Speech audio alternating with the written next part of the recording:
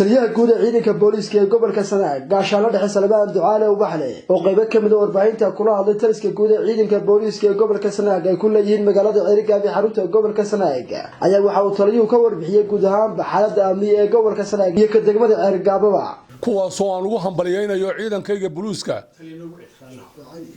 ka hadlaya xaaladda gobolka amnigeeda meel fiican uu marayaa ilaahay mahadi ummadda gobolka ku nool baa iska leena nabadgelyada waxaanu leenahay bulshada gobolka ku nool cuqaasha salaadiinta dadka kiisaska lagu leeyahay ha bixiyaan magaha iyo waqtigii loo qabtay war magaha bixiya nabadgelyada haddii kale khatar ku tahay geesta kalena taliyaha guud ee ciidanka booliiska ee gobolka Sanaag gaashaanle dhexe Salmaan Ducaale Ubaxle oo hadalkiisa sii wata ayaa waxa uu taliyuhu degniino u diray dadka ka kiraya guryahooda dadka ka ganacsada maandooriyaha khamriga waxaana uu sheegay taliyuhu inay isku kiis yihiin ka ganacsanaya khamri iyo waliba ka kiraya gurigiisa muqaadaraadka waa ogtihiin ninka xalay gurigiisa laga soo qabtay khamriga tirada badan leh eedaysanaha guriga iska leh mulkiilaha leh iyo cidii ku jirtay ee ka carartay sharciga waxa ay la midna tahay qof khamri lagu qabtay oo kale mana deyn sharcigan horkeenina qofka gurigiisa ka kireeya kii gaadhigiisa saara kii hubkiisa siiya waa la mid weey waxa aan cod dheer ku leeyahay bulshada la dagaalama muqaadaraadka iyo waxyaalaha xun ee bulshada nabadgelyo darrada ku abuura waxaan leeyahay la dagaalama ninka gurigiisa khamri ku iibiya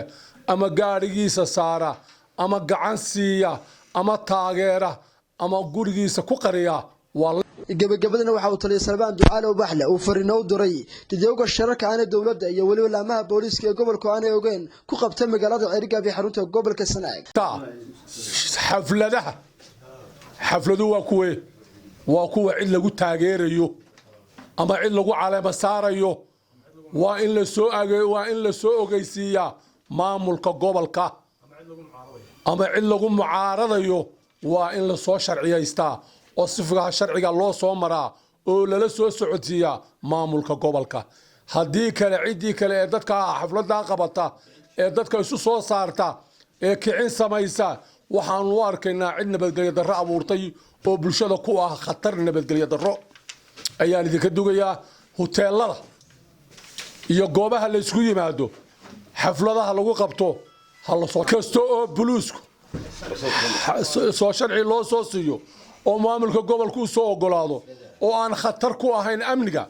waan la shaqeynayna waana gacan siinayna Adnan Cabdirashiid Ali telefishinka caalamiga ee Kalson TV Ceerigaab